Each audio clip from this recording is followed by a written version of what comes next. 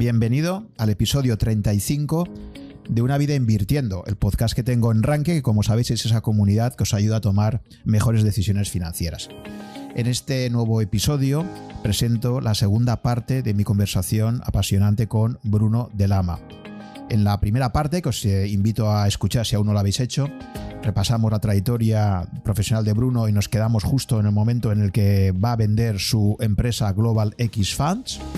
Y en esta segunda empezaremos justo con ese proceso de venta y posteriormente hablaremos de lo que es actualmente su cartera actual de inversiones, su interés por apoyar la creación de empresas que buscan el bienestar financiero actualmente, qué opinión tiene sobre la estrategia de asignación de activos en el actual contexto macroeconómico tan convulso, ¿no?, donde los bancos centrales no paran de emitir dinero, opinión sobre la gestión activa o por qué le interesa tanto el concepto de capitalismo consciente y de sincronicidad. Creo que es un episodio de enorme interés y espero que lo disfrutéis tanto como yo lo he tenido grabándolo con Bruno. Y así más os dejo con la segunda parte de esta conversación. Muy bien, Bruno, pues por completar esta parte de tu evolución en la empresa, si quieres comentar un poco más cuál es esa trayectoria que te lleva al final y por qué tomar esa decisión en el 2018 de acabar vendiendo, ¿no?, la empresa. Sí, al final la venta de la empresa es un tema más interno, ¿no?, de mi socio, que en ese momento pues teníamos una empresa que en papel valía mucho dinero y él quería salir, ¿no? Y buscando un comprador de las acciones de mi socio, pues uno de los compradores dijo: oye, yo compro tu socio, pero si lo vendes todo, pues te pago pues un múltiplo más elevado, ¿no? Y bueno, pues claro, dentro de ese contexto, pues mi socio también: oye, Bruno, tío, igual lo vendemos todo, ¿no? Y bueno, pues fue una oferta muy buena y dentro de esa oferta yo dije: oye, pues si efectivamente mantenéis a todo el equipo, mantenéis la marca y mi socio y yo podemos salir con total libertad, ¿no?, de poder hacer otros proyectos que no compitan, no tenemos ningún interés de competir con lo que estáis haciendo, queremos que Global X siga y tenga muchísimo éxito más allá de nosotros. Pero poder hacer otro tipo de cosas, ¿no?, y otros proyectos.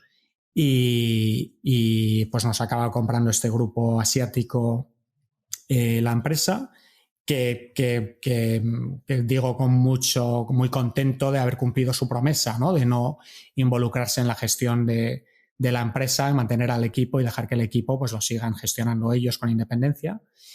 Y bueno, pues yo estos 2 últimos años y medio ya que llevo desde que se ha venido a la empresa, pues al principio un poco tomar perspectiva y tomar tiempo y viajar un poco por el mundo y estar con la familia, porque claro, cuando estás en un proyecto de cofundador y llevas eso durante los 10 años que yo lo llevé, pues es una cosa que consume mucho, ¿no? Consume muchísimo tiempo y mucha energía y bueno, pues poder salir y respirar y levantar la cabeza y ver otro tipo de cosas y pensar, ¿no?, y aburrirme. Era parte de mi objetivo, era aburrirme, quiero aburrirme, ¿no?, para dar un poco espacio a creatividad y cosas. Pero luego, por otro lado, también, obviamente tuve que montar mi family office, ¿no?, con el dinero que saqué de la venta de la empresa y un poco invertir el capital. Pero de una forma muy simple y muy pasiva y no tengo ningún tipo de recursos e infraestructura. Sí que es verdad que parte del family office hago inversiones privadas y para eso pues requiere algo más de trabajo y sí que trabajo con consultores y colaboradores que me ayudan un poco a hacer el due diligence y demás de esas inversiones. Y a nivel proyecto vital, lo que estoy interesado ahora, yo veo 2 grandes problemas en el mundo. Un gran problema es la desigualdad que existe a nivel económico y que es un tema muy estructural de la globalización y que es muy difícil de paliar ¿no?, y puedo ayudar de alguna forma en ese tipo de cosas. Y el segundo es el tema del planeta, ¿no?, y de cuidar el planeta y mantenerlo para los nietos y los nietos de nuestros nietos, ¿no?, y mantenerlo pues si podemos con la mayoría de las especies que podamos, porque desgraciadamente están desapareciendo muchas especies durante nuestra vida, muchísimas, ¿no?, y un poco pues intentar darle la vuelta a eso. Yo como de los skills que tengo y el conocimiento que tengo, de esa segunda parte no sé cómo ayudar, con lo cual eso lo hacemos yo y mi mujer de una forma más filantrópica y de apoyar proyectos de otras personas que sí que saben de eso. Y de la primera parte, pues sí que creo que puedo hacer algo directamente, ¿no?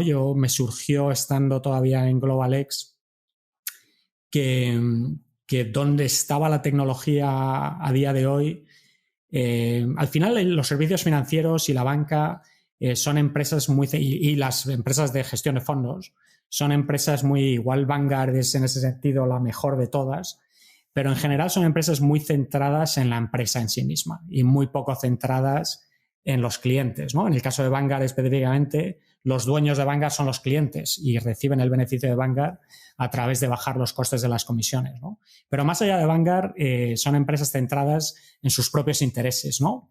Y no en ayudar a los clientes. Y ahora con la tecnología puedes hacer algo que sea muy centrado en clientes, muy holístico, ¿no? La industria financiera es muy por producto, pero no es por soluciones a través de distintos productos. Y bueno, pues estoy involucrado en varios proyectos, pues en México, en España, con proyección de expandirnos a la Unión Europea y en Estados Unidos, de bienestar financiero, ¿no? De un poco ayudar a la economía de las personas a, básicamente, por ejemplo, lo que estamos haciendo en España con Arbor es a ayudar a la gente de una forma muy fácil y hay mucho de ciencia, hay mucho de behavioral en este proyecto, pero de una forma muy fácil, muy automatizada, a ahorrar. Así tienen deuda cara y mala, y pues eso básicamente son tarjetas de crédito al 20%, ¿no? Versus hipotecas, pues salir de esa deuda lo más rápido posible, montar un fondo de emergencia e invertir. Y hacer eso pues de una forma muy barata, con muchísima calidad, muy automatizada, porque uno de los grandes problemas a nivel financiero no es tanto, es mucho más problema behavioral que problema de que existan los recursos y complejidad, que también hay mucho problema de complejidad, pero es más un problema de behavioral, ¿no? De hacerlo correcto de una forma automatizada que dé lugar al poder de compounding, ¿no? De crecimiento exponencial de carteras y que la cosa vaya sola, ¿no? Y que la gente no lo toque, porque normalmente nosotros los humanos estamos muy mal, nuestro wiring interno, ¿no? Como estamos montados, como tú dices, ¿no? Estamos montados para correr y que no nos coma el tigre, pero no estamos montados para invertir a lo largo de 30 años y montar una cartera diversificada que nos ayude, ¿no? Uh-huh. Y a ese respecto, si quieres, antes de entrar a dar un poco más de detalles sobre ese proyecto de bienestar financiero que comentas, es muy interesante. Has comentado lo del Family Offices y siempre hago una pregunta a mis entrevistados y es pues un poco el skin de game que tienes, ¿no? En el sentido de decir, oye, pues ahora mismo, ¿cuál sería un poco tu cartera de inversiones? ¿Cómo aparte ahora lo has hecho con la tranquilidad que has tenido, ¿no? Después de, porque mucha gente durante el frenesí de su vida emprendedora te dice, mira, básicamente no he tenido tiempo de nada y al final tenía ahí alguien que me lo gestionaba y ya está, pero cuando tú ya vendes y coges perspectiva y tienes ese tiempo para incluso llegar a aburrirte, ¿no? Que decías, creo que hiciste una cosa que además se suele recomendar siempre cuando se hace un éxito de una empresa y es no hagas nada a muy corto plazo. Siempre se te suele recomendar no tomes decisiones rápido porque aún estás demasiado en caliente, digamos. O sea, deja pasar unos meses y no tengas prisa por tomar ningún tipo de acciones. Coge perspectiva y luego con tranquilidad y con esa perspectiva invierte, ¿no? Digamos, o plantéate cómo vas a asignar tus inversiones y tal. Entonces sí que me gustaría que comentaras un poco a grandes rasgos, así un poco, pues cómo tienes estructurada tu cartera, cómo ves, porque yo creo que eso también define mucho, ¿no? Al final es, no me recomiendes nada, sino dime simplemente, pues cómo inviertes tú, ¿no? Entonces, ¿cuál sería tu estrategia de inversión actual, más o menos, ¿no? Sí. Que entiendo que no será aplicable para cualquiera, pero bueno, que por lo menos, pues un poco cómo has estructurado tú, ¿no? Mentalmente tus inversiones y cómo las has aplicado. Sí, sí. Sí, no me digas qué es lo que recomiendas, dime qué es lo que haces, ¿no? Totalmente.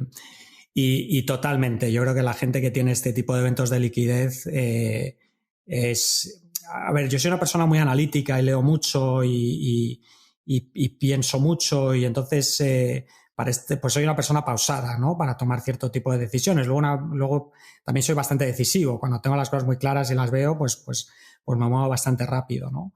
Yo creo que en general una persona que vende un negocio y tiene un evento de liquidez, casi siempre lo mejor que puede hacer es pasarse un año manteniendo el dinero en cash o cierta versión, o sea, lo que necesite para nivel behavioral un poco pararse los pies e ir con pausa, ¿no? Y sí que tienes razón que tengo la suerte de un poco pues tener espacio, ¿no? De tener todo el capital para poder montarme un portafolio pues bastante orgánico, pues porque obviamente para entonces pues ya tenía un portafolio, pero claro, este evento de liquidez pues es mucho más grande, con lo cual un poco lo puedes montar desde abajo muy, muy sesudamente, digamos, muy, ¿no? Empezando de cero.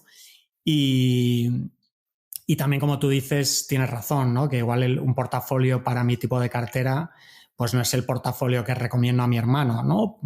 Porque, pues por ejemplo, ¿no? Un ejemplo de diferencias, yo tengo una capacidad de tener un porcentaje de mi cartera en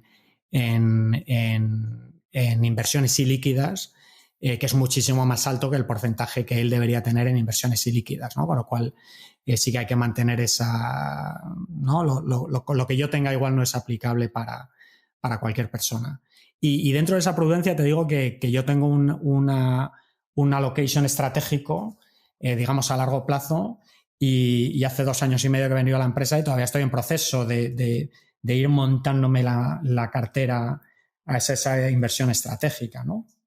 Por ejemplo, mi inversión estratégica en cash, ¿no? En líquido, es un 5% y hoy en día tengo un 17% de la cartera en líquido, ¿no? Con lo cual, y parte de eso es por montar las cosas poco a poco, y parte de eso es también coyuntural, ¿no? De cómo está hoy el mercado y cómo están las valoraciones de todo, de renta fija, de renta variable, un poco de todo, ¿no?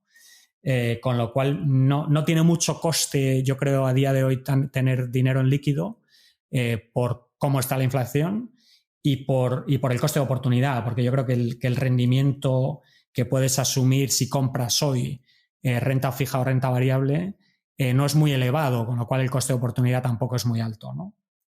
Pues mi cartera, digamos, a nivel largo plazo estratégico sería un 5% en cash, que ya te digo que la allocation a día de hoy es un 17%, un 25% en inmobiliario que no es inmobiliario de uso personal, es inmobiliario que genere rendimiento, ¿no? No es un pasivo en ese sentido, sino que es un activo.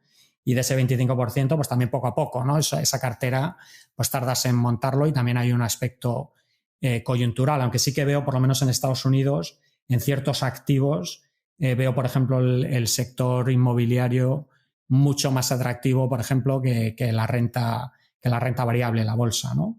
Entonces, ahora mismo tengo un 9% en inmobiliario, mi objetivo es un 25%. Luego tengo una cartera de alternativos, que el objetivo de alternativos es un 30%, y ahora mismo tengo un 16% en alternativos, aunque mi commitment es mucho más alto, ¿no? Muchos alternativos, básicamente, pues hay fondos donde dices, oye, pues yo invierto tanto, ¿no? Y a lo largo de 2 o 3 años van llamando ese capital, ¿no? Pero bueno, de momento que esté invertido en alternativos un 16%, que es una mezcla de cosas, ¿no? Hay cosas que yo llamo betas alternativas, que betas alternativas son otro tipo de, ya te estoy hablando aquí fuera de lo tradicional, ¿no? De bonos, de acciones y demás, otro tipo de activos, y también no estoy incluyendo aquí ni Venture Capital, Private Equity, que lo incluyo, porque yo pienso en el tipo de riesgo que asumes, no pienso como qué instrumento utilizas, sino que, oye, qué riesgo estoy asumiendo, ¿no? Para mí, Private Equity y Public Equity es lo mismo, es el mismo tipo de riesgo, ¿no? Con lo cual no pienso en uno como alternativo y el otro, sino que pienso en eso como equity, ¿no? Entonces, alternativo tengo 2 patas. Uno que es betas alternativas, y betas son porque son acceso a tipos de asset classes, y cuando puedo y tiene sentido lo hago de una forma pasiva, ¿no? Que es acceder al asset class, que es un poco mi filosofía. Yo soy muy de filosofía para la gran parte de mi cartera pasiva a bajo coste versus inversión activa, ¿no? Y entonces ahí pongo cosas raras, ¿no? Pues healthcare royalties o life settlements o direct lending, ¿no? Otro tipo de cosas. Y luego tengo una pata de esto que es lo que yo llamo alfa, ¿no? Que alfa sí que es gestión activa, ¿no? Y aquí básicamente son hedge funds y son gente que son todos ellos market neutral, es decir, que son inversiones en fondos que no están correlacionados con los mercados, ¿no? Aquí lo que estoy buscando en esta cartera es diversificación. Y pues pueden ser absolute return funds o macro funds, pero que están hedge, o cosas que son no tienen correlación con los mercados. y eso es un poco mi pata de alternativo.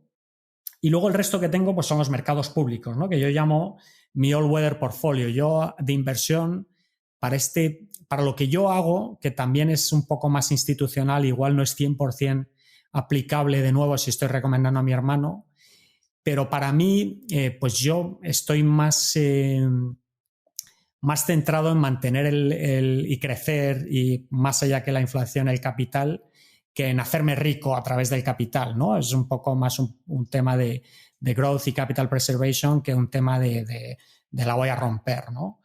Y dentro de ese portafolio, entonces, es un portafolio mucho más diversificado de un portafolio tradicional diversificado, digamos, de 60-40, ¿no? Es el típico de equity bond 60-40 y sigo mucho la filosofía de Bridgewater, ¿no? Y de su all-weather portfolio, que es, pues, básicamente hay dos grandes elementos que un poco llevan a los retornos de distintos tipos de activos, que son el crecimiento económico y la inflación.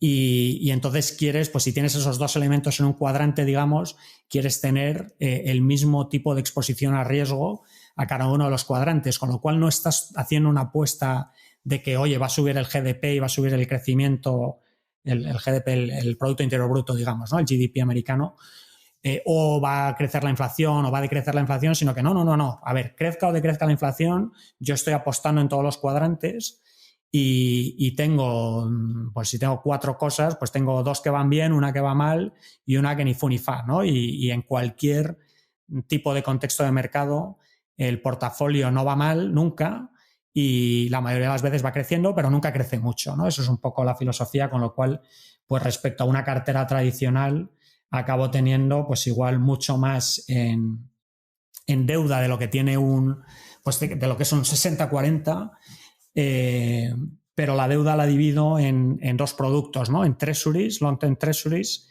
y treasury inflation protected securities, ¿no? TIPS o bonos ajustados por la inflación, que me dan 2 tipos de rendimientos de cuadrantes totalmente distintos, ¿no?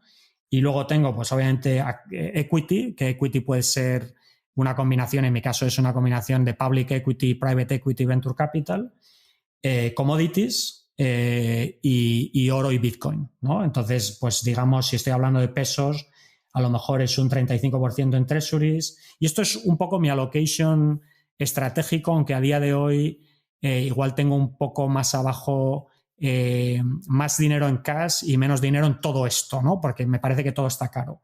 Pero mi allocation estratégico sería un 35% en long-term treasuries, un 25% en long-term tips, un 25% en equity, sea el tipo que sea, un 10% en commodities y un 5% en gold y Bitcoin. Y eso es un poco mi cartera. Uh-huh. Vale, la parte esta que decías de alternativo es la que me genera un poco de confusión, ¿no? Porque cuando hablas de hedge funds, market neutral, etcétera, al final esto lo acaban invirtiendo también en acciones, ¿no? O sea, cuando hablas, lo digo por si hay un cierto solapamiento, no veo clara la diferencia entre la parte de alternativos que decías, sobre todo en la parte que hablabas de hedge funds que aplican estrategias market neutral y la parte de equity, ¿no? Que tienes en la parte de... Sí, pues en la parte de alternativos, como decía, hay una parte que no es la que te estás refiriendo, que son otro tipo de cosas, healthcare royalties, life settlements, que no tiene nada que ver. Y luego, efectivamente, tienes la parte de hedge funds, ¿no? Y en la parte de hedge funds, como tú dices, los hedge funds, si coges un hedge fund index, un HFRI index o cualquiera de estos, está correlacionado con las acciones, por ejemplo, ¿no? Pero yo selecciono un tipo muy específico de hedge funds, que son, por ejemplo, hay hedge funds que efectivamente son acciones, el 100% de la cartera son acciones, incluye hedge funds que yo incluyo en mi cartera, pero son market neutral, es decir, que la parte larga de la cartera y la parte corta de la cartera está 100% balanceada, es decir, que si estás $50 en corto, están $50 en largo, con lo cual eliminas el 100% del beta de mercado. Y básicamente lo que estás invirtiendo es que este gestor específico tiene alfa. Es decir, que si yo estoy comprando largo General Motors y corto Ford, pues que ellos hacen una apuesta relativa del rendimiento de una versus la otra, ¿no? Con lo cual, todas las inversiones que no son solo equity, hay otro tipo de estrategias, incluidas managed futures, macro, long short equity, etcétera. Pero todas son, en mi caso, market neutral. Pero tienes razón, la mayoría de los hedge funds no son market neutral, pero todos los que yo utilizo son market neutral, y todos los hedge funds que yo utilizo son hedge funds que llevan más de 20 años operando. Al final, en el mundo de la inversión activa, es muy complicada, es muy difícil. La gente obviamente invierte decenas, si no cientos de millones de dólares sin invertir y ver que compran a estos niveles, y puedes tener mucha suerte. O sea, puede que haya una inversión que durante 15 años parece que es un genio y los siguientes 25 años lo hace fatal, ¿no? O sea, necesitas, desde luego mi estrategia a nivel de inversión en hedge funds es ver a plazos muy largos antes de convencerme de que estos tíos pues tienen una capacidad de verdad generar un alfa versus el mercado, que es algo muy, muy, muy complicado y que, en mi opinión, poquísima gente en el mundo puede hacer. Sí, que incluso, a ver, y ahí hay todo un debate, porque es que incluso los mejores, yo ya he mencionado varias veces en mi podcast un artículo de Bill Gross del 2013 que se llamaba El hombre ante el espejo, donde precisamente Bill Gross hacía un ejercicio de humildad flipante, ¿no?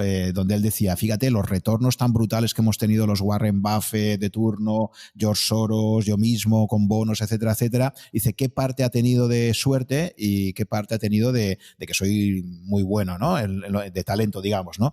Y posteriormente, en su caso, lamentablemente, los años posteriores montó otro fondo diferente al de Pinco y bueno, le ha ido fatal, ¿no? La ha tenido que acabar cerrando, ¿no? Entonces, efectivamente, el problema que hay es de persistencia siempre, ¿no? O sea, que el éxito pasa, fíjate, por ejemplo, en España, pues también ahora mismo, ¿no? Está muy en el candelero, pues los resultados que está teniendo AZ Valor y Cobas, que son un poco los herederos de Bestinver, ¿no? Que durante muchísimos años ha sido pues la gestora que mejor lo ha hecho, ¿no? De una forma consistente y tal, ¿no? Y ahora mismo pues están pasando por un bache, ¿no? De rentabilidad, ¿no? Que puede ser temporal o ya veremos. Pero en cualquier caso, efectivamente, el problema que hay es que incluso cogiendo a los mejores gestores a 20 años, no hay nada que te asegure que luego vayan a poder seguir teniendo esos resultados, ¿no? Y es uno de los grandes debates que hay abiertos, ¿no? De hasta qué punto realmente puedes estar descubriendo quiénes son los que lo van a hacer bien los próximos 5 o 10 años, ¿no? Sí. Pero bueno, en cualquier caso, está claro que ¿Te puedo puntualizar un par de cosas sobre eso, Juan?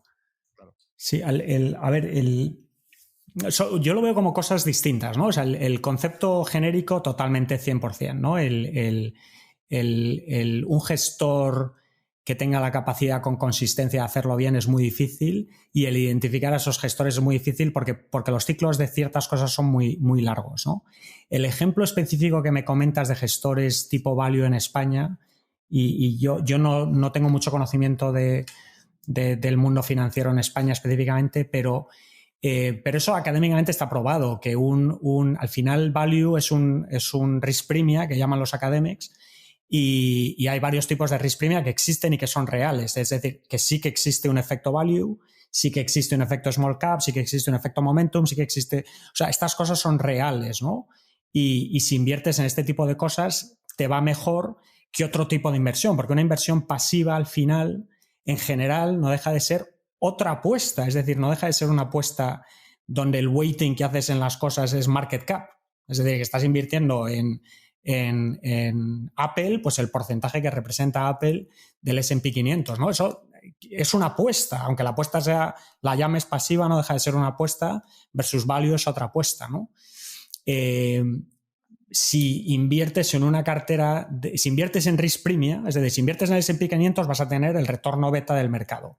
Si inviertes en value vas a tener un risk premia positivo respecto al S&P 500 a muy largo plazo. Eso va a ocurrir porque este risk premia, y es un risk premia, se llama risk premia porque estás asumiendo un riesgo al hacer este tipo de inversión, y una gran parte del riesgo es esto que estás hablando, que es que durante un tiempo muy largo puedes tener un performance inferior, ¿no? Entonces, si estás haciendo ese tipo de cosas, lo que es mejor es tener una cartera de risk premia diversificada, es decir, tener una cartera donde combinas todo este tipo de cosas, y es mejor inversión que el S&P 500, en realidad es mejor o sea, que digamos un market cap pasivo, por ejemplo, es invertir en una cartera risk premia donde combinas todos los distintos tipos de risk premia, que son muy pocos, ¿no? Luego los académicos acaban sacando 27 tipos de risk premia. Bueno, los que están validados y que de verdad funcionan a largo plazo, pues son 4 o 5, ¿no? Quality, Value, Growth, Momentum, etcétera. ¿No? Con lo cual lo veo un poco distinto, ¿no? Una cosa es si estás haciendo una apuesta específica sobre un tipo de risk premia, que obviamente pues ahí vas a recibir lo que es esperable, versus el decir, ok, para los que de verdad son, porque obviamente este tipo de gestor, asumo que me estás diciendo en España, es una combinación, ¿no? De un value más un gestor activo, donde más allá dentro del mundo de value, pues yo identifico activamente qué empresas compro y qué empresas vendo, ¿no? Y ahí pues tienes esa combinación de los dos factores de, ok, tienes un bias a un risk premia y luego más allá de eso tienes un riesgo gestor, ¿no? Y ese riesgo gestor, pues si el tipo es bueno, pues posiblemente sea positivo, ¿no? Una de las cosas que, a ver, yo siendo una persona que ha creado una empresa que el 100% de nuestros fondos son pasivos, aunque sí que es verdad que son pasivos temáticos, ¿no? Dando acceso a distinto tipo de cosas muy específicas. Pero una de las cosas que la gente no se da cuenta es que la gente piensa que la inversión activa lo hace peor que la pasiva. En realidad, la inversión activa antes de los costes de gestión superan a la inversión pasiva, lo hacen mejor. Lo que pasa es que en el 99% de los casos los inversores activos cobran más que el alfa que ellos crean, ¿no? Es decir, que en realidad la inversión pasiva es buena y es mejor si la consigues barata, porque es muy o si la consigues más barata que la activa, es mejor por ese punto, ¿no? Pero no necesariamente porque invertir en un índice según el allocation del peso específico que tiene cada empresa en el índice es la mejor forma de hacerla, no es la mejor, hay muchas mejores formas de hacerlas, incluido en general un gestor activo lo hace mejor si te cobra 0 o si te cobra lo mismo que te cobra el índice, ¿no? O sea que ese tipo de nuances son importantes y en general yo creo que no están bien entendidos. Sí, es absolutamente crítico, es lo que te iba a comentar, que claro, aquí la clave está en cuánto cobra cada una, ¿no? Yo creo que la gran innovación de Jack Bogle y en Vanguard y que luego se extiende a otros instrumentos parecidos ha sido precisamente el aplicar comisiones y aparte comisiones cada vez más bajas, ¿no? O sea, este círculo, un poco lo mismo que el círculo de éxito de Amazon, ¿no? Que para mí ha sido clave, es decir, oye, yo consigo ampliar la gama de productos, entregas más rápidas, precios más bajos, pero todo esto lo pongo a jugar, genero un círculo virtuoso que es lo que es tremendo, ¿no? Y esto es lo que creo que también están haciendo algunos robo-advisors que dicen, bueno, básicamente su propuesta de valor es decir esta, ¿no? Cuanto más patrimonio tengamos gestionado, más podremos repercutir esas ganancias a reducciones de comisiones adicionales para todos los partícipes que tengamos y eso es lo que juega a favor ahí, ¿no? Las comisiones son algo absolutamente crítico, ¿no? Efectivamente, y además es que en cualquier inversión es lo único que tienes claro desde el principio, lo que vas a pagar, ¿no? Entonces a mí me gustan mucho los gestores o este modelo de negocio donde básicamente a medida que crece el patrimonio gestionado vas repercutiendo una parte de esa ganancia que tienes adicional, pues vas aplicándola a una reducción de comisiones. No sé si vosotros en vuestros ETFs tenéis algo de esto, ¿no? Pero es decir, si de alguna forma aplicasteis algún tipo de reducción en comisiones a medida que el volumen del instrumento iba creciendo o básicamente eran tarifas siempre fijas. Bueno, ha habido fondos que a lo largo de la vida no es programático. Tampoco es programático en el caso de Vanguard, digamos, de una forma anunciada, sino que es programático de una forma de gestión, ¿no? Según va creciendo los fondos, ellos reanalizan su coste de gestión de las cosas y entonces con los nuevos costes dicen, oye, pues esto es lo que me cuesta, con lo cual esto es lo que le cobro a los clientes / socios nuestros, ¿no? En nuestro caso, pues era, digamos, un poco según va evolucionando el mercado y va evolucionando el fondo, pues puntualmente decimos, oye, pues aquí habría que bajar los fondos.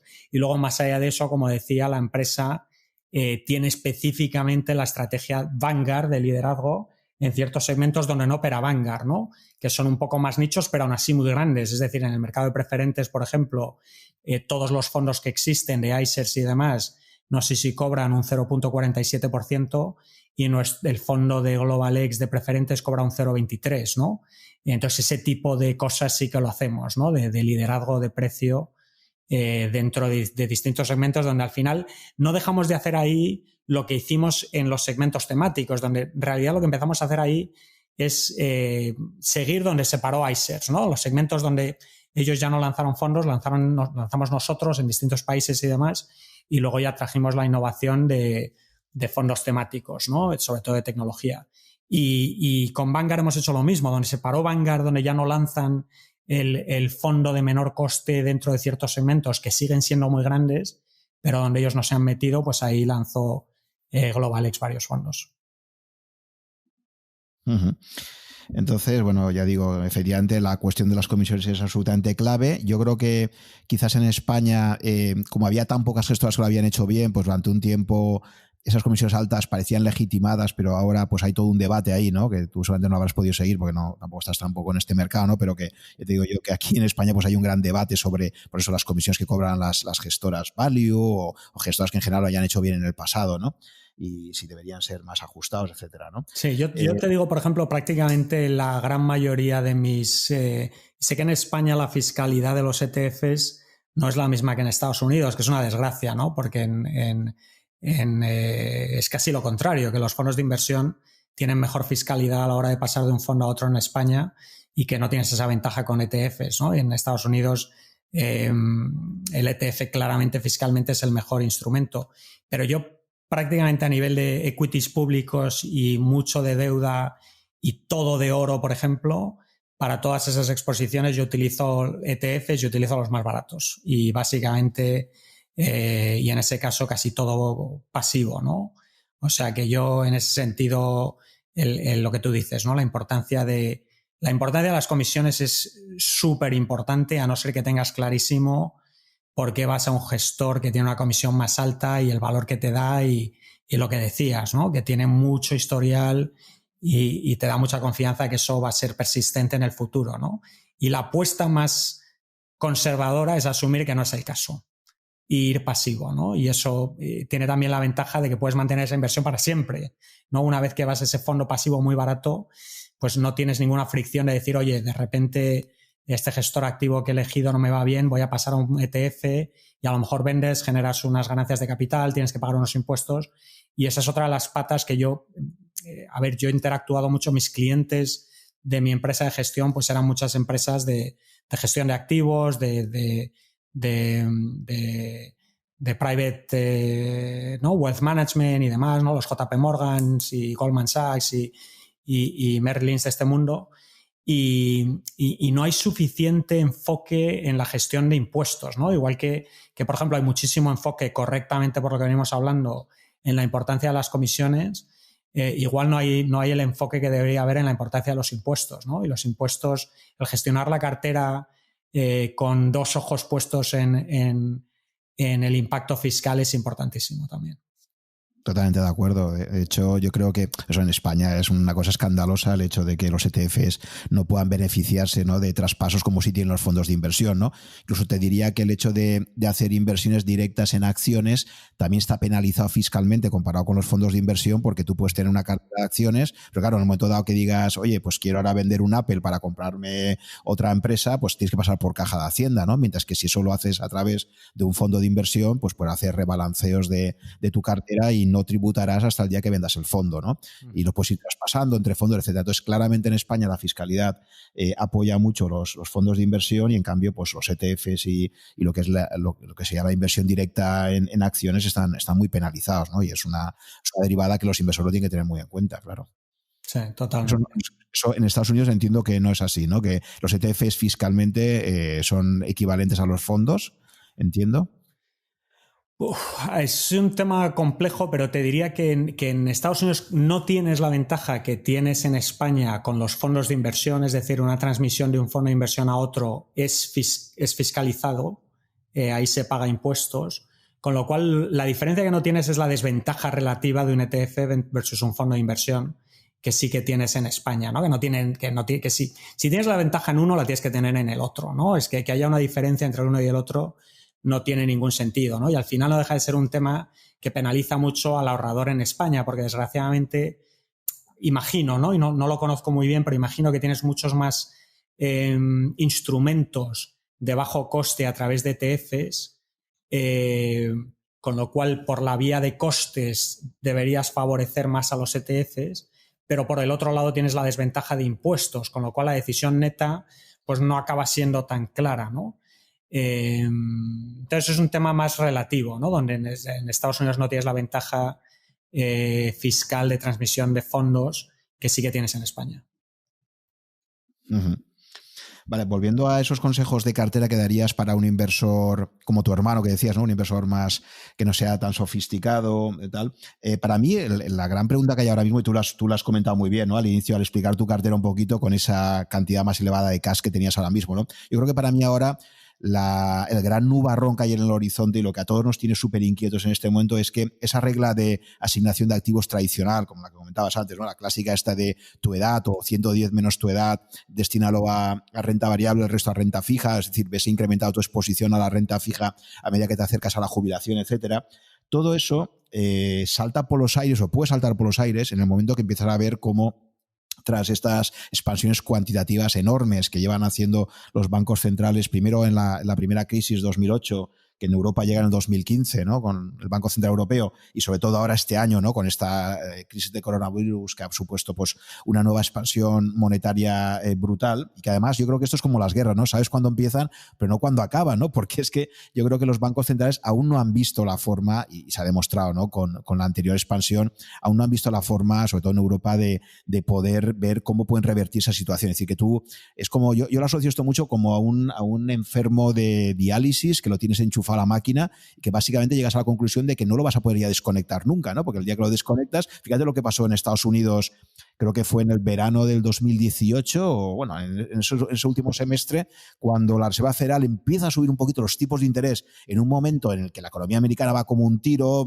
tasas de empleo máximas, etcétera, y nada, sube 25 puntos básicos la Fed, el tipo de interés, y las bolsas se derrumban y tal. Entonces, claro, llega un momento en que dices, es que realmente no van a poder, o sea, ¿cuándo se van a dar las circunstancias para que los bancos centrales se puedan replantear empezar a subir los tipos de interés? Pues en el horizonte no se ve por ningún sitio, ¿no? Entonces, claro, esta formulita de toda la vida de ves incrementando tu exposición a bonos y en buena medida bonos soberanos y que reducir el riesgo, etcétera, yo creo que ha saltado totalmente por los aires cuando te encuentras cada vez más emisiones de bonos soberanos con tipos negativos, ¿no?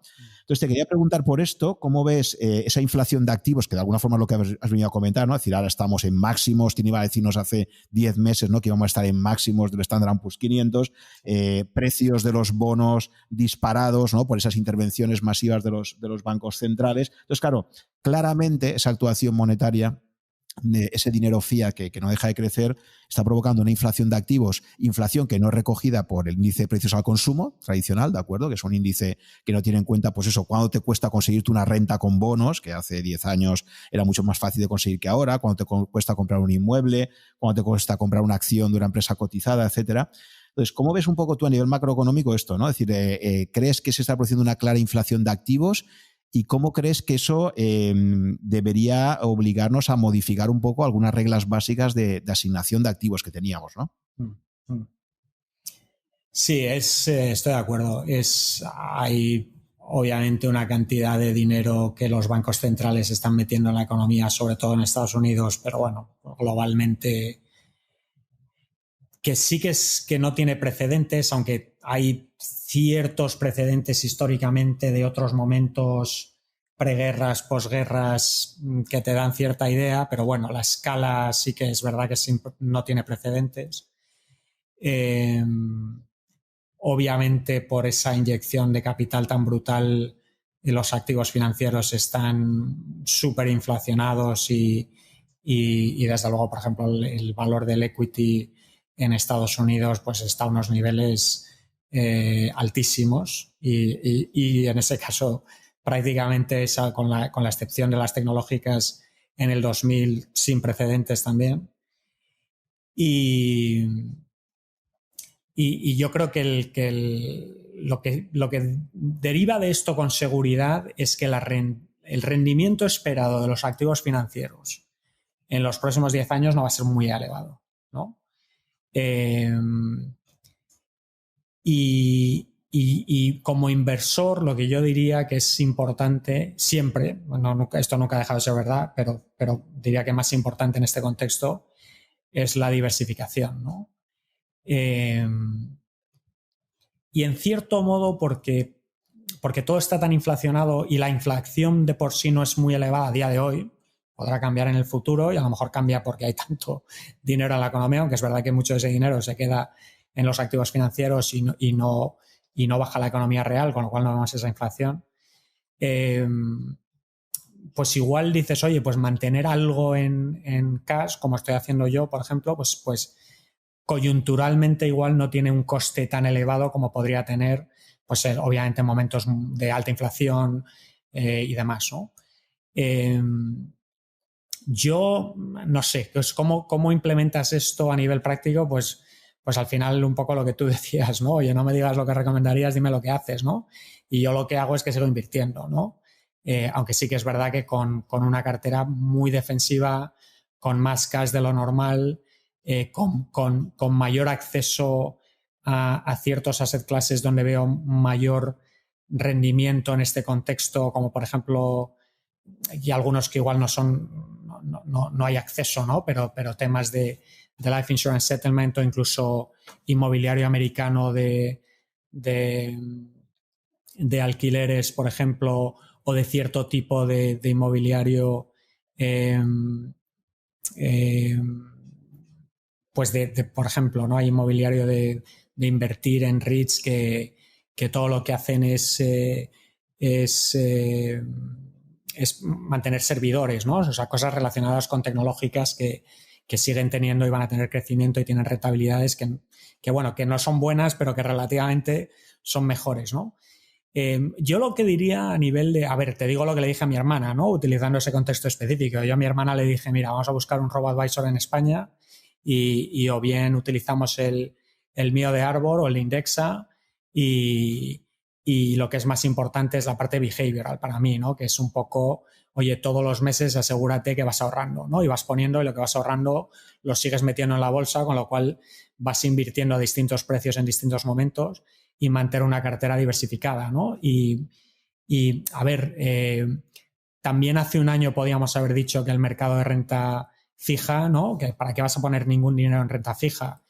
Pero, por ejemplo, tener algo de dinero en renta fija a largo plazo, algo dentro de una cartera que también, por ejemplo, tiene mucha exposición a renta fija, desde mi punto de vista, tiene que existir, aunque racionalmente parece irracional, pero en realidad lo que va a ocurrir si de repente la bolsa cae un 30% es que esa otra parte de tu portafolio posiblemente sube un 30%, ¿no? Y a ver, Japón ha estado con tipos negativos durante ya mucho tiempo y eso perdura y siguen bajando y una bajada que perceptualmente es muy pequeña dentro de tipos muy pequeños, porcentualmente es importante y tiene mucho impacto en la cartera, ¿no? Con lo cual comparto contigo que es complicado y lo que yo diría es que igual coyunturalmente tener algo más en efectivo, buscar si hay activos de la economía real que te dan rendimiento bueno, pues un apartamento o un piso que se pueda alquilar a lo mejor y que dé buen rendimiento, o alguna empresa familiar que pueda dar rendimiento, o, ¿no? Algo así que pueda surgir que dentro de tu ecosistema pues dices, oye, esto me sale mejor que invertir en bolsa, invertir en esto o en aquello. Pero digamos que la cartera tradicional yo sí que seguiría metiendo una parte en renta fija, una parte en renta variable y evitar... Lo importante en la inversión también es evitar los problemas que nos creamos a nosotros mismos, ¿no? Cuando ves la rentabilidad, hay muchos estudios de la rentabilidad que tienen los fondos de inversión y luego la rentabilidad que tienen las personas que invierten en fondos de inversión. Y normalmente le quitas un 3-4% a la rentabilidad que recibe la gente. ¿Por qué? Porque compran de media, no te estoy diciendo en general, o sea, en un caso particular, pero de media la gente compra en el momento incorrecto, vende en el momento incorrecto, ¿no? Con lo cual casi lo más importante es es más importante cómo gestionas tu propio comportamiento respecto a la bolsa y cómo te proteges a ti mismo, luego que es que el cómo lo haces, ¿no? Y el cómo lo haces, yo diría, es ahorrar constantemente una parte de tu salario, invertirlo constantemente y meterlo en una cartera diversificada a bajo coste, y si que te lo haga un robo-advisor que cueste muy poco y te automatiza y te hace cierta gestión fiscal también dentro de ese servicio, te ayuda a no prestar tanta atención y no tener que estar tan involucrado y por tanto igual a cometer menos errores, pues oye, aunque eso te cueste 25 puntos básicos, hazlo, ¿no? O sea que no sé si te estoy contestando o no, pero por esa vía iba un poco lo que yo recomendé a mi hermana, ¿no? Con lo cual, pues obviamente de corazón, y es lo que pienso, ¿no? Sí, muy interesante. Y por ejemplo ahí pues Index ha hecho la carta, una idea que me gustó mucho que implementaron ellos era esto de la carta a ti mismo, donde en el momento en que haya una caída fuerte de bolsa, tú te escribes una carta cuando estás tranquilo diciéndote, oye, me recuerda a mí mismo que cuando el mercado se derrumbe como se derrumbó a mediados de marzo, esto es una cosa puntual que no debería vender y tal, ¿no? Y bueno, pues creo que han sacado eso y te saldría esa cartita, ¿no? Cuando te entran esas ganas de el 17 de marzo decir, ostras, esto está cayendo en picado, voy a vender mi posición, te sale esa carta para decirte, oye, tu yo de hace unos meses te recuerda que tal, ¿no? Entonces me pareció una idea muy buena, ¿no? Muy buena idea, sí. De implementarte esto y efectivamente estoy de acuerdo contigo en que una de las grandes cosas que tienen los robo-advisors, aunque haya que pagar un peaje vía comisiones, es esa automatización y ese evitarte esa ansiedad permanente por estar consultando la cartera y tomando decisiones en caliente, etcétera, ¿no? O sea, sí. De acuerdo contigo. Había dos categorías que has mencionado que para mí me resultan muy interesantes y que ahora sabes que están en el ojo del huracán, que bueno, has hablado de tener una pequeña inversión en oro y Bitcoin, ¿no? Claro, un ejercicio mental, Bitcoins, como sabes, ahora mismo pues estamos en máximos, ¿no? Ha empezado un rally en diciembre y ahora mismo pues está en máximos históricos. Se está hablando ya de una nueva fase de una posible burbuja, ¿no? Burbuja que podría acabar pinchando, pero que con unos máximos más altos que antes. Llevamos ya 6 burbujas, de hecho, en Bitcoin, ¿no? Desde el 2009. Y entonces quería preguntarte un poco sobre cómo veías Bitcoin, el resto de criptomonedas, si lo ves como una alternativa real al oro. Si estás de acuerdo con Michael Saylor incluso, ¿no? El famoso CEO ya de MicroStrategies, que ha dicho que el dragón de Bitcoin lo primero que se va a comer va a ser el oro. Lo digo porque también hay gente que ojo, ¿no? Es decir, que hay gente que dice, tengo tanto en oro más Bitcoin, pero ojo, porque si lo primero que se podría comer Bitcoin, digamos, dentro de las clases de activos es precisamente al oro, porque sería lo que le sustituiría como una especie de oro 2.0, el hecho de decir tengo esto en oro más Bitcoin, a lo mejor no es más, es que está restando porque el oro podría caer mucho en cotización si Bitcoin subiera mucho, ¿no? Si se produjera ese trade-off, digamos, ¿no? Entre el precio del oro y el precio de Bitcoin, ¿no? Entonces sí que me gustaría que me contaras un poco así a grandes trazos cuál es un poco tu visión sobre Bitcoin, tú que estás ahí tan cercano al mundo tecnológico de Silicon Valley, que sé que es uno de los grandes defensores de Bitcoin, ¿no? Ayer estaba Jack Dorsey, por ejemplo, en Twitter felicitando el 12 cumpleaños de Bitcoin. Entonces me gustaría que me contaras un poco tú cómo lo ves esto, si eres escéptico, si crees bastante en ello, en fin, un poco cuál es tu opinión al respecto. Sí, yo, a ver, a nivel, casi te voy a hacer una analogía, ¿no? Yo, por ejemplo, a mi hermana la he recomendado que invierta en una cartera y una cartera que incluye inversiones en acciones, ¿no? Ella no tiene necesariamente un conocimiento de qué son las acciones, o sea, obviamente sabe lo que es el concepto y sabe lo que son, pero no es una experta en acciones y no es una experta en valoración de acciones, ¿no? Y entonces, en ese sentido, lo utiliza como un tool, ¿no? Como una herramienta, es un recurso que, oye, no tengo que ser un experto en todo lo que relativo a acciones para utilizar acciones como un recurso, ¿no? Y entonces, yo hago esa analogía porque yo, Bitcoin, soy un poco esa persona, ¿no? Aunque yo tengo muchos amigos que están súper metidos en el mundo Bitcoin y en el mundo subyacente de blockchain y hay muchísimas cosas ocurriendo con blockchain en fintech y demás. Y tengo un conocimiento superficial de Bitcoin y de Ethereum, que son las dos monedas en las que yo tengo algo de inversión. Otra analogía antes de responderlo, que no te estoy respondiendo, pero hay una razón por la que estoy dando un poco un rodeo, es el oro, ¿no? Para mí el oro, sin ser tampoco un experto en macroeconomía, sin ser tampoco un experto en monedas a nivel global y la historia de la moneda, para mí entender que el oro valga lo que valga, a ver, el oro, una moneda de oro vale muchísimo dinero, una monedita de oro, un poquito de metal, ¿no? ¿Y por qué vale tanto dinero? Pues es muy difícil para mí entender por qué vale tanto dinero. O sea, entiendo que sacar ese oro de la tierra tiene un coste. Pero bueno, pues ¿para qué lo sacas, no? También tiene coste sacar otras cosas de la Tierra que no saca la gente porque no tienen valor, ¿no? Entiendo que tiene ciertas propiedades que funcionan muy bien para ser moneda, que es fácilmente divisible, que es... Pero ¿por qué intrínsecamente? Entiendo que oye, si te lo utilizas como un collar o un anillo, pues igual es más bonito que otros metales, ¿no? Pero digamos que utilizo esa analogía porque ayuda un poco, ¿no? A las personas que dicen, oye, pues yo no utilizo para nada este tipo de cosas que no entiendo. Me parece prudente y me parece buena idea, oye, hay que ser muy prudente con cosas que no entiendes, ¿no? ¿Para qué te vas a meter en ellas? Pero tampoco tienes que entenderlas en profundidad para utilizarlas, ¿no? Entonces, dentro de ese contexto un poco que te he dado, yo personalmente invertí en Bitcoin en el año 2015 como una inversión, o sea, a nivel rentabilidad-riesgo, mi visión es distinta que a nivel de dónde cabe dentro de la cartera, ¿no? A nivel rentabilidad-riesgo lo vi como una inversión en una empresa privada, de las que yo hago dentro de mi cartera.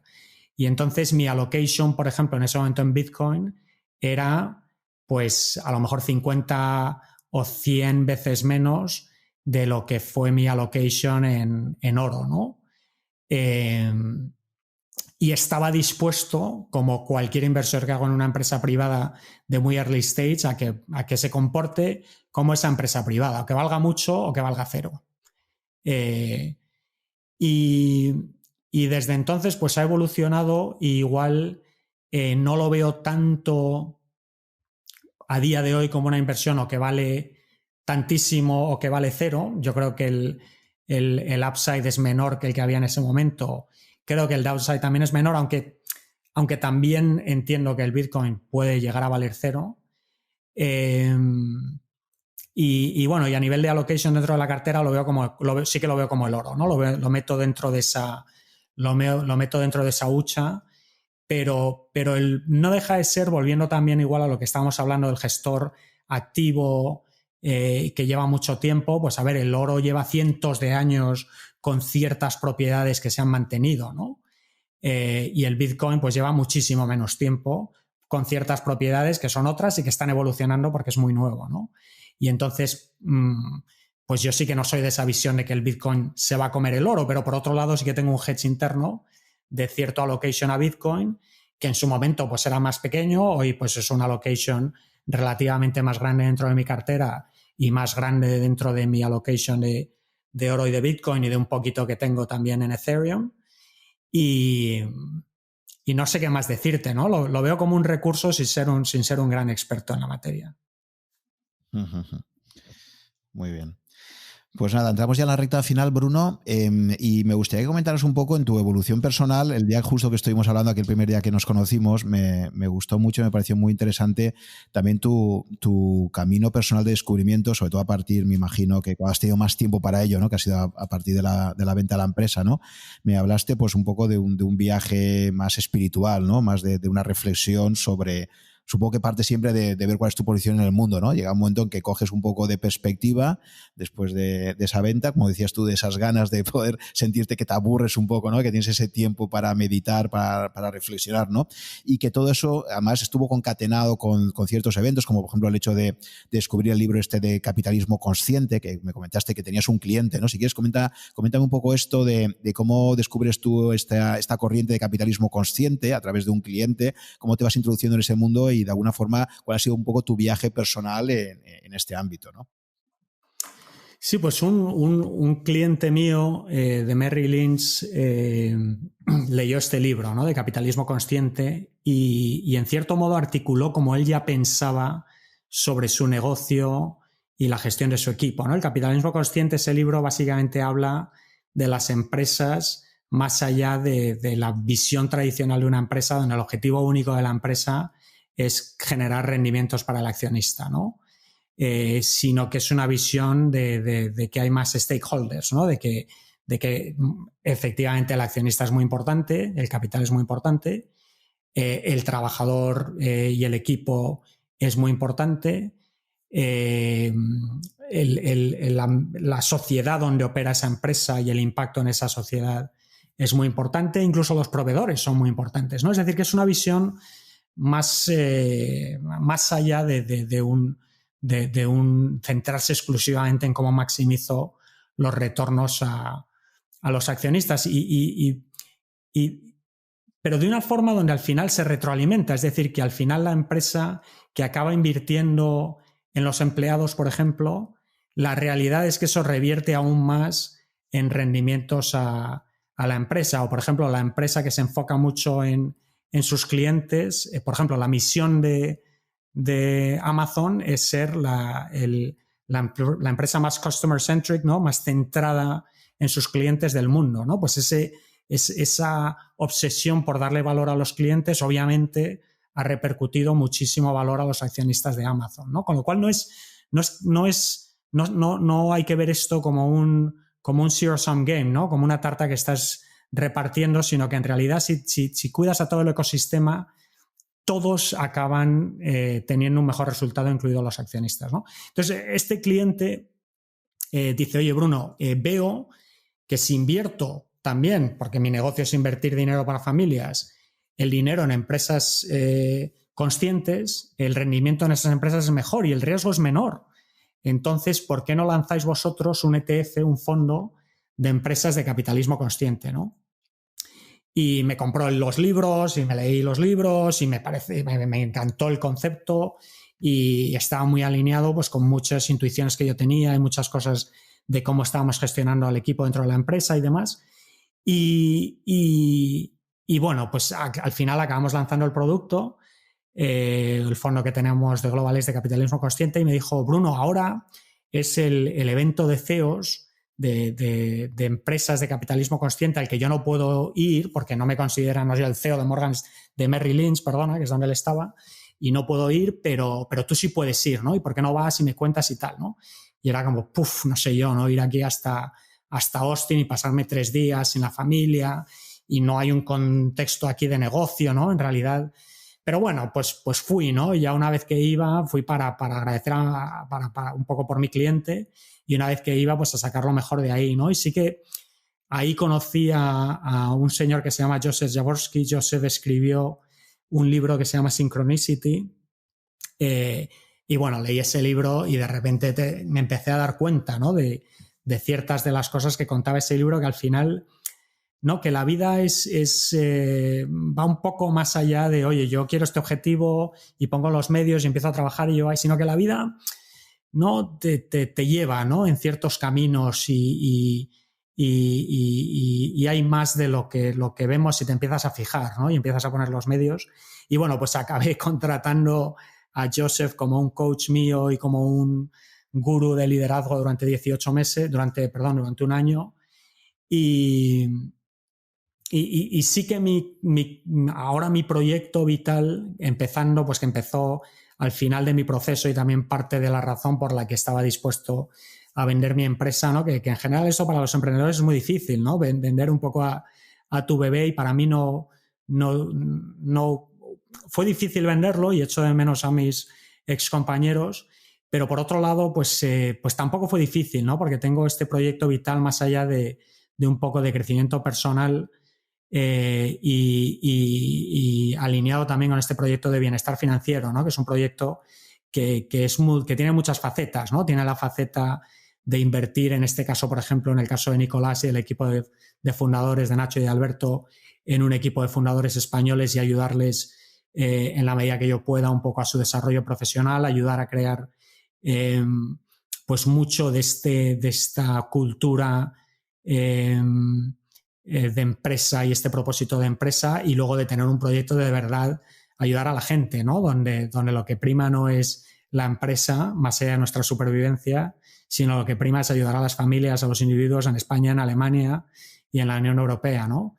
Y lo veo todo como muy retroalimentado, ¿no? Donde mi crecimiento personal y espiritual con el desarrollo de ese proyecto y de ese equipo, pues al final se alimentan mucho, ¿no? Obviamente me puedo enrollar mucho con este tipo de cosas, pero no sé si he tocado igual un poco en algunos de los temas que hablamos que te parecen interesantes. Sí, no, me parece un tema súper interesante porque al final, pues eso, ¿no? Esa componente yo creo que debe estar presente siempre, ¿no? En una persona realmente completa, ¿no? Entonces, este libro que comentas de Jaworski, que luego dices que fue coach tuyo, este concepto de sincronicidad, ¿lo puedes explicar un poco en qué consiste? Porque el libro se llama Synchronicity, The Inner Path of Leadership. Este no está traducido creo que al español, ¿no? Es un libro del 2011. Y bueno, pues ¿cuál sería un poco ese concepto de sincronicidad a qué hace referencia? Joseph en el libro cuenta su vida y lo que hace e ilustra al contar su vida es que se da cuenta cuando él es muy joven, hay un torbellino en la ciudad donde él está estudiando la universidad en Texas, que se carga el downtown de la ciudad, completamente lo arrasa. En ese momento él es un señor ya de 85 años y en esa época no había ningún tipo de sistema de anuncio y de alarma, ¿no? Y arrasó, ¿no? Y él inmediatamente, por una intuición, salió corriendo hacia el centro y se montó un grupo de 12 personas que prácticamente sin hablar durante 30 horas se pusieron a montar un sistema para sacar a gente pues un poco de los edificios caídos, salvar vidas, crear una especie pues donde estaban los cuerpos de la gente muerta y un poco impronto y bueno, pues que básicamente durante 30 horas experienció lo que él ahora cree que es como una sola mente operando conjuntamente, ¿no? A través de estas 12 personas donde estaban completamente sincronizados, ¿no? De ahí un poco la palabra synchronicity, aunque va más allá de eso, completamente alineados y completamente y con capacidades sobrehumanas, ¿no? De levantar cosas que en realidad ellos humanamente en cualquier momento no hubiesen podido. Obviamente pues está la adrenalina y está cierto tipo, pero que ve eso como un evento que le marcó mucho, ¿no? Y entonces dedicó mucho del resto de su vida cuando salió de su vida un poco más tradicional, donde montó una empresa pues muy exitosa de abogados y demás, y se dedicó a lo que acabó él creando la teoría de U, que es una teoría que vaya ahora mucho más allá de Joseph y de este libro, ¿no? Y que es un poco la capacidad humana que tenemos de conectarnos con lo que él llama source, ¿no? Que source lo puedes llamar pues todo tipo de cosas, ¿no? Pero digamos que es algo, una fuente de conocimiento de presente y de futuro, ¿no? Y al final, si piensas un poco cómo operamos, cuando operas con el corazón y con la intuición, acabas tomando decisiones haciendo cosas que van más allá, ¿no? Entonces es esa capacidad del ser humano de conectarse con esta fuente que él llama source y de operar más allá de digamos lo que sería un ser humano dentro de sus propias limitaciones, ¿no? No sé si lo he explicado así un poco por encima, si tiene sentido. Sí, realmente resulta muy, muy interesante y me incita mucho a leer el libro, ¿no? A ver qué... O sea, lo consideras un libro recomendable, ¿no? Sí, absolutamente. O sea, al final yo creo que es una forma muy potente de, a través de la vida de otra persona, de ver, estudiar en tu propia vida. Oye, yo he tenido algunos momentos donde he experimentado ciertos elementos de este tipo de cosas y luego él te da recursos, ¿no? Te da cierto tipo de recursos de ciertas cosas que puedes hacer para desarrollar esa capacidad en ti mismo, ¿no? Y obviamente pues te va a ayudar vitalmente en todo tipo de cosas, ¿no? Uh-huh. Sí, quizás más adelante tenemos que destinar otro capítulo más centrado en todos estos temas. Que yo creo que incluso dentro del mundo de las finanzas, tú sabes, o sea, el problema que tiene todo esto siempre a veces es qué parte puede haber de marketing, ¿no? Sabes que ahora está súper de moda todo el tema de ESG, de yo quiero invertir en empresas de ESG, que hay una demanda real de esto, ¿no? Y cómo a veces eso pues se acaba traduciendo en productos que sigues pensando en el business fundamentalmente y se reviste todo de ESG pues para colocar el producto en el mercado, ¿no?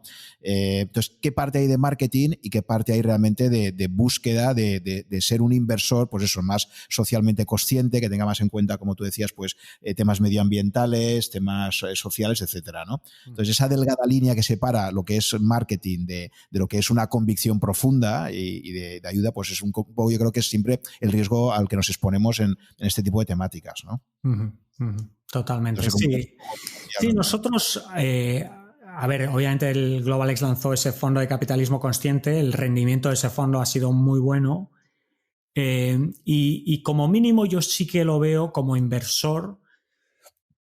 Tiene cierto sentido en invertir en ese tipo de empresas, como mínimo desde un punto de vista de gestión de riesgo, ¿no? Al final no deja de ser verdad que las empresas, lo que fue la versión 1.0 de este tipo de cosas ESG, inicialmente que era un tema más de exclusiones, más bien más allá de lo que se está haciendo ahora, que es más de una ponderación de ciertos valores de un montón de cosas. Pero en esas exclusiones, que es una cosa muy simple, pues oye, dices, pues las empresas tabaqueras y las empresas petrolíferas y oye, pues no lo han hecho bien, no lo han hecho muy mal, de hecho, ¿no? Y igual empresas que sí que se han preocupado un poco más del ecosistema y efectivamente tienes razón que hay muchísimo de marketing y de lo que llaman greenwashing y hay que tener mucho cuidado y hay que tener mucho cuidado con lo que hablábamos anteriormente, que luego dices, oye, ¿hasta qué punto esto es una excusa de la industria de asset management para cobrarme más, ¿no? Porque el S&P 500 me cuesta X y este otro fondo me cuesta 3X, ¿no? Con lo cual, empiezas con un negativo muy importante, ¿no? Pero a igual coste, yo sí que te diría, por ejemplo, que volviendo al uso personal, pues yo sí que uso algo de exposición a ese tipo de fondos y ha cambiado mucho, ¿no? La tecnología y la metodología de lo que era antes ESG en una fase 1.0 a lo que soy, que acaba siendo mucho más este tipo de cosas de un multi-stakeholder approach y cómo tratas a los empleados, cómo tratas a los clientes, tienes diversidad, ¿no? Y muchas de estas cosas funcionan, es decir, que está totalmente probado que empresas donde el comité de gestión o el consejo de la empresa tiene diversidad, por ejemplo, de hombres y mujeres o otro tipo de cosas, pues normalmente esas empresas que tienen diversidad lo hacen mejor, ¿no? O sea que no... Hay mucho de marketing, hay que tener cuidado con comisiones, pero el concepto me parece positivo y potente, ¿no? Y luego a nivel un poco de impacto personal, pues para mí también eso de decir, oye, pues prefiero consumir productos de gente buena, ¿no? De capitalistas, emprendedores y empresarios buenos, e invertir en empresas buenas y ayudar a un ecosistema positivo en ese contexto, pues a nivel personal, pues eso a mí también me atrae, ¿no? Más allá del coste o el rendimiento que pueda tener.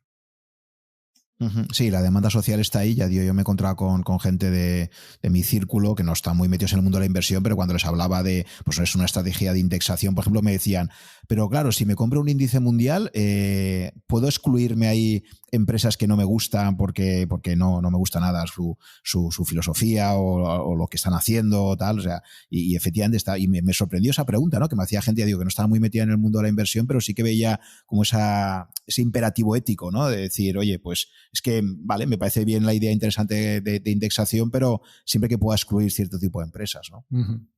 Sí, sí. Que eso está ahí y es verdad que quizás eso, la delgada línea que hay ahí es complicada, o como dicen algunos gestores, ¿no? Que a veces también cuando se les pregunta por estas cuestiones, algunas gestoras pues te dicen, claro, que el problema es esas exclusiones, ¿no? ¿Qué criterios utilizas? Entonces ahí entras en unas derivas, a veces la delgada línea que hay de si debería entrar o no debería entrar, etcétera, ¿no? Entonces es un tema complejo en cuanto a cómo discriminas, ¿no? ¿Qué criterios aplicas, ¿no? Que me imagino que será algo que, como tú decías, se irá refinando, se irá perfeccionando, pero es un campo abierto, desde luego, que tiene un potencial enorme, ¿no? Yo creo que hay un interés social importante aquí, ¿no? Sí, totalmente. Uh-huh. Muy bien, Bruno, pues ya entrando en la recta final, sí que me gustaría que me recomendaras 3 libros relacionados con la inversión que tú creas que puedan ser de ayuda para nuestros oyentes, que creas que puedan ayudar a... Como esto al final ya digo que obviamente todo lo que comentamos aquí nunca son consejos de inversión, sino que son experiencias personales, aprendizajes, y luego cada uno tiene que hacer los deberes, tiene que estudiar con calma y tomar sus propias decisiones, ¿no? Y en ese proceso de aprendizaje, pues por supuesto las experiencias de terceras personas ayudan muchísimo, pero también el leer con calma y coger perspectiva, ¿no? Entonces me gustaría que me comentaras qué recursos o libros, o otro tipo de formatos que recomendarías así, ¿no? Lo más esencial que en tu experiencia personal te hayan ayudado a invertir, ¿no? A largo plazo. Sí, pues Yo creo que la decisión más importante es el asset allocation, ¿no? Es en qué activos y con qué tipo de allocation metes esos activos, con lo cual yo empezaría por ahí, ¿no? Y en general el meterse en la selección de acciones y comprar esta acción o aquella acción y demás, pues yo prácticamente no lo hago, y en general me parece que que habría que evitarlo. Yo, en mi opinión, yo creo que es algo que tiene un valor negativo más que positivo, ¿no? Entonces, dentro del asset allocation hay un libro que no es un grandísimo libro, pero que recomiendo y me gusta mucho porque es el único que te dice que este es el asset allocation que hace Bridgewater, ¿no? Y Ray Dalio, en lo que es, si no es el hedge fund más grande del mundo, uno de los más grandes del mundo, pero que dentro de ese hedge fund básicamente han dedicado muchísimos recursos a cuál es el mejor asset allocation para cualquier periodo del mercado, ¿no? Entonces, Alex Zahidi, que le conozco yo y que es el que escribió el libro, en inglés se llama Balanced Asset Allocation. Yo no creo que exista en español. Balanced Asset Allocation de Alex Zahidi, pues eso, ese me parece un buen libro para alguien que esté interesado en ver una forma alternativa de asset allocation más allá del 60-40 para tener una cartera más diversificada, ¿no? Y luego, más allá de asset allocation, la otra parte, pues como te venía comentando, que para mí es fundamental, es la parte behavioral, ¿no? Es decir, oye, a nivel qué hacemos tú y yo y cómo lo hacemos y cómo no nos creamos problemas, porque desgraciadamente, de nuevo, ¿no? Nuestro wiring está es más peligroso que útil, ¿no? Y lo mejor es montarlo bien, y una vez que está montado y automatizado, olvidarte, ¿no? Y volver a mirarlo dentro de 10 o 20 o 30 años cuando necesitas el dinero y de repente dices, ostras, tengo todo este dinero, ¿no? Versus la volatilidad que va a haber entre medias, que posiblemente va a tentar a tomar decisiones equivocadas. Entonces hay uno que se llama, voy a ver si existe en español, pero en inglés se llama Automatic Millionaire, y es un libro muy simplón, no es un gran libro, es una cosa... pero para mí me gusta porque básicamente te dice de una forma muy simplona qué es lo que hay que hacer, pues cómo es la forma de montarlo, que es un poco automatizarlo todo, ¿no? Automatizar el ahorro, automatizar la inversión, y por eso pues me parece un libro recomendable. Voy a meterme aquí por internet a ver si encuentro el autor y si existe en español, pero se llama Automatic Millionaire, a ver. Sí, no te preocupes. Sí, es de David Bach, ¿no? Sí, de Automatic. Sí, señor. Vale, sí, ya miraré a ver yo, y si eso lo pongo también la traducción, no te preocupes. Vale, muy bien. Y luego, ¿un tercer libro? A ver, tercer libro, luego ya si quieres ver más, pues obviamente subyacente a todo esto, como digamos ya conocimiento de por qué esta estructura y esto tiene sentido, pues está todo el tema de mercados eficientes, que no es que sean eficientes todo el tiempo, pero es una buena premisa para utilizar un poco como estructura de cómo hacer las cosas, ¿no? Entonces ahí tienes el clásico del Malkiel, de Random Walk Down Street, o igual los papeles, ¿no? Los papers de Fama en Efficient Capital Markets, pero bueno, pues son temas un poco más técnicos, ¿no? A mí me gustan más ya de inversión, pues yo las cosas que leo son más novelillas, ¿no? Dentro del modelo, pues a mí me encanta Liar's Poker de Michael Lewis, me parece divertidísimo. Otro libro que me parece interesante, mucho más reciente, que me he leído últimamente, también en plan novelita, pero que me gusta porque es el que cuenta la historia de Jim Simons, que es el founder de Renaissance Technologies, que Renaissance es de largo, por lo menos que sea conocido, pues el mejor inversor de la historia, ¿no? Con unos rendimientos brutales. Entonces hay un libro que se llama The Man Who Solved the Markets, que escribe un tío que se llama Lewis, que bueno, no es tan buen libro como por ejemplo un Liar's Poker de Michael Lewis, y no es tan divertido, pero es que la historia o sea, si te gusta un poco la inversión, y Simons es la primera persona en realidad que mete todo el tema de científicos de una forma sistémica dentro de la inversión, y programación también dentro de la inversión, y básicamente acaba con un equipo que es pues mucho más allá de lo que tiene la NASA dentro de la NASA, ¿no? O sea, con unos hipercientíficos y tal, ¿no? Que en cierto modo, qué pena, ¿no? También ese tipo de talento que esté involucrado en este tipo de cosas, básicamente para enriquecerse ellos, ¿no? Pero bueno, la historia es fascinante y lo que montan es fascinante y el libro es interesante solo por la historia de este tío, ¿no? Del Simmons, que es, y de Renaissance Technologies, que es brutal. Sí, justo hace un par de episodios con Ricardo Pérez estuvimos hablando de Simons y de Ed Thorne, ¿no? Que son dos de los grandes matemáticos que además de matemáticos han sabido meterse en el campo de la inversión y obtener importantes ganancias, ¿no? Por cierto, Simons ahora, además de por lo que tú justo decías ahora, creo que en Nueva York ha montado también una sociedad donde básicamente está aplicando todo este conocimiento que tiene también para la ayuda en materia de sanidad, ¿no? O sea, quiere decir que también tiene esa visión social y que está aplicando tecnología para resolver ciertos problemas relacionados con el campo médico, ¿no?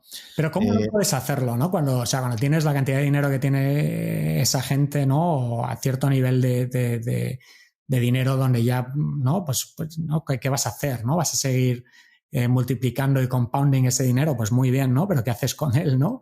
Y básicamente, fíjate, en Estados Unidos es que básicamente yo lo llevo diciendo hace tiempo, o sea, un Warren Buffett, un Bill Gates, un Mark Zuckerberg mismo incluso, o sea, básicamente todo lo que tiene ahora lo han destinado a la beneficencia, ¿no? O sea, Warren Buffett le convenció a Bill Gates de que metiera todo su dinero, su 99% de la fortuna en la fundación de Bill y Melinda Gates, ¿no? Mark Zuckerberg también hace un tiempo ya anunció eso, que iba a destinar. Entonces, efectivamente, si es que cuando pasas un determinado umbral ya de riqueza, básicamente es que es imposible que eso lo puedas gastar ni nada. Entonces, efectivamente, ¿no? Efectivamente, al final acaba revirtiendo ahí, ¿no? El tema de Gene Simons, yo este libro, es que ha sido escrito por un periodista, no ha sido escrito por él, sí. Y por eso no sé, ¿tú lo has leído? ¿Te ha gustado entonces? ¿Lo ves recomendable?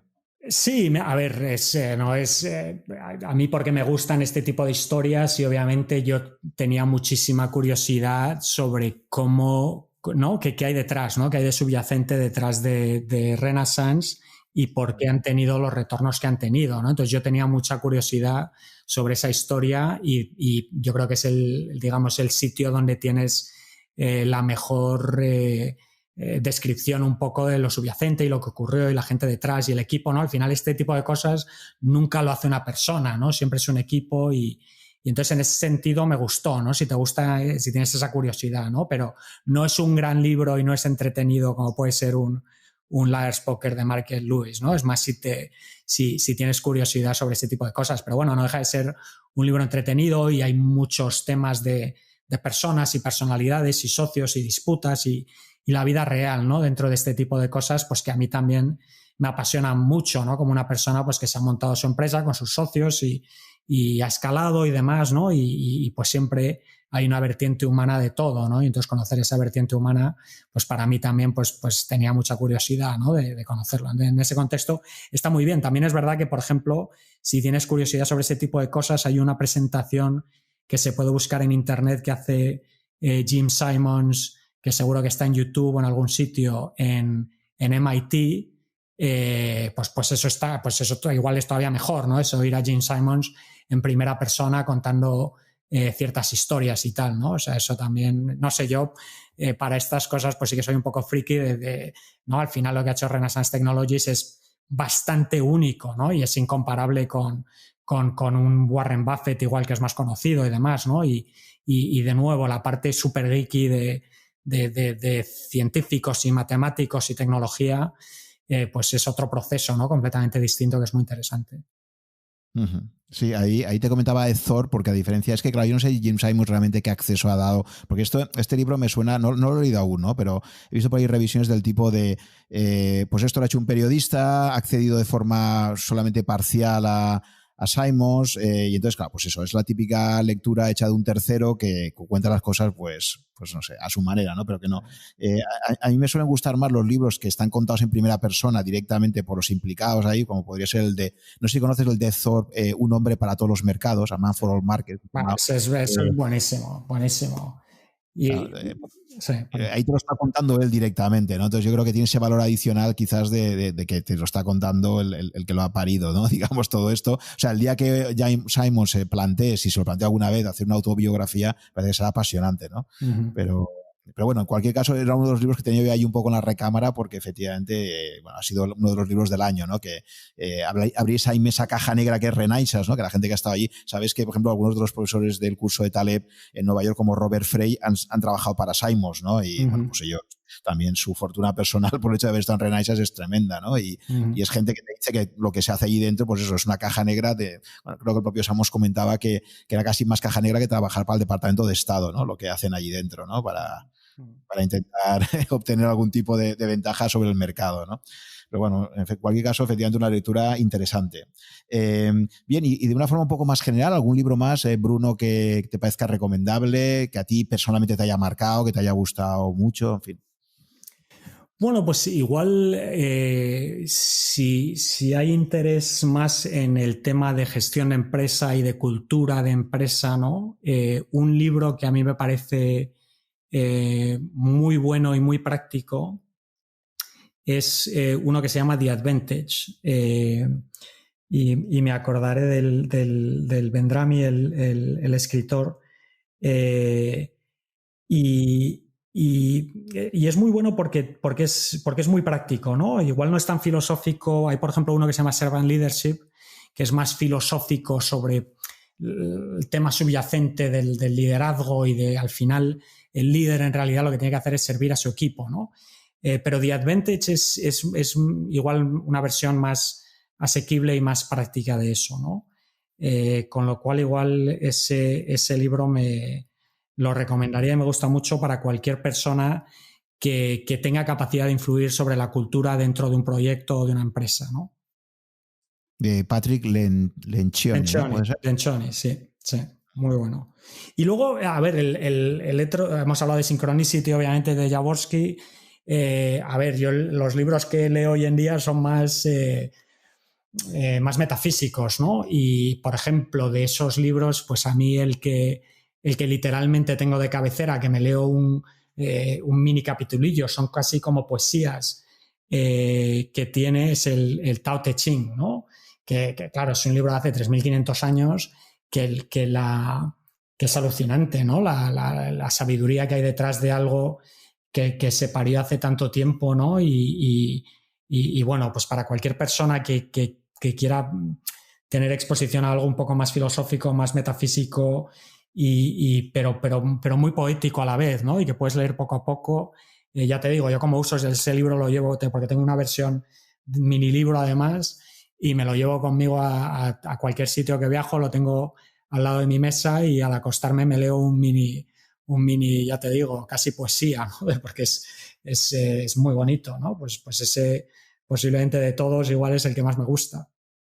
Eso sería efecto Lindy puro y duro, ¿no? O sea, un libro de más de 3.000 años que sigue estando vigente y que sigue leyendo. Esto me recuerda también al de Meditaciones de Marco Aurelio, que también ha sido comentado en algunos de los podcasts, y también dice, oye, ¿cómo puede ser que un libro, alguien que lo escribió para sí mismo hace 2.000 años, siga teniendo la vigencia que tiene, ¿no? Dentro de la corriente estoica, ¿no? Sí, pero por ejemplo, dentro de la parte estoica, al final el que creó un poco el proceso, que es Epicteto, o sea, oigo mucho hablar de Marco Aurelio y de Séneca, pero la gente no habla de Epicteto, por ejemplo. Yo ahí iría a la fuente y me parece, el tío fue un esclavo, tuvo una vida que es un esclavo liberado, ¿no? O sea, y tuvo una vida,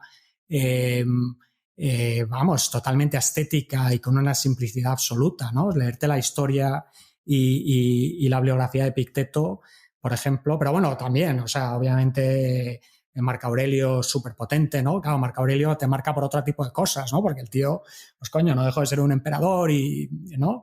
Pero yo casi me gusta más la Epicteto, por ejemplo, que Marco Aurelio. Y en concreto, ¿qué libro? Epicteto tuvo dos cosas, ¿no? El Enchiridion y los discursos, ¿no? Cualquiera de los dos. A ver, como todo, ¿no? Estos libros son antiguos, entonces depende mucho de la edición, igual con el Tao Te Ching, ¿no? Depende mucho de la edición y de la traducción, ¿no? Pero bueno, cualquiera de los dos son muy buenos, ¿no? Pero obviamente son libros antiguos de otra época y entonces es verdad que son completamente válidos y súper valiosos hoy, pero depende de la traducción, pues claro, hay cosas que hacen mucha referencia a la época y que igual la traducción o no es tan válida, ¿no? Pero Pero bueno, cualquiera de las dos cosas, el Enchiridion o los discursos de Epicteto, súper bueno. Uh-huh. Oye, Bruno, pues muchísimas gracias por haber compartido todo este tiempo conmigo, reflexionando sobre tu trayectoria profesional, tus aprendizajes y se puede observar pues, que es un aprendizaje amplio, muy enriquecedor en diferentes facetas, ¿no? Como emprendedor, como inversor, luego en esa búsqueda más espiritual, en esta parte final. O sea que me pareces una persona con muchísima creatividad y interés siempre y curiosidad vital, digamos, ¿no? Que yo creo que para mí siempre la curiosidad tiene que estar siempre presente en todo, ¿no? Así que nada, te agradezco muchísimo el tiempo compartido. Quizás en el futuro a lo mejor sería interesante destinar un episodio para poder hablar más de todos estos temas de capitalismo consciente, de cómo gestionar eso, ¿no? De cómo crees que está cambiando actualmente la sociedad, ¿no? Junto con alguna otra persona más que esté también muy interesada en estos temas, ¿no? En cualquier caso, lo dicho, ¿no? Te agradezco muchísimo tu tiempo, tus aprendizajes compartidos, que yo creo que al final eso son lecciones de sabiduría que se obtienen de sangre, sudor y lágrimas, ¿no? De ese día a día y nada, ojalá podamos contar contigo en el futuro en otro episodio. Muy bien, pues muchas gracias, Juan. Todo un placer estar hoy contigo. Un abrazo. Un abrazo, adiós. Gracias por llegar hasta el final de esta conversación. Espero que te haya gustado y hayas aprendido algo escuchándola. Ya sabes que si estás interesado en estos podcasts, puedes suscribirte a mi blog, que está en rankia.com/blog/such, S-U-C-H, y ahí te iré comunicando, si estás suscrito, por correo electrónico, las novedades cada vez que se publique un podcast nuevo o que organice quizás un webinar con algunos invitados. También te agradeceré, si te gustan mis podcasts, que pongas un comentario o un me gusta en alguna de las plataformas disponibles tipo Apple, iVoox o YouTube para ayudar a descubrirlo a otras personas con intereses similares a los tuyos. Muchas gracias por tu fidelidad, si me sigues desde hace algún tiempo y si me acabas de descubrir, espero que te resulte interesante y que puedas escuchar algunos episodios más. Nos vemos en el próximo capítulo.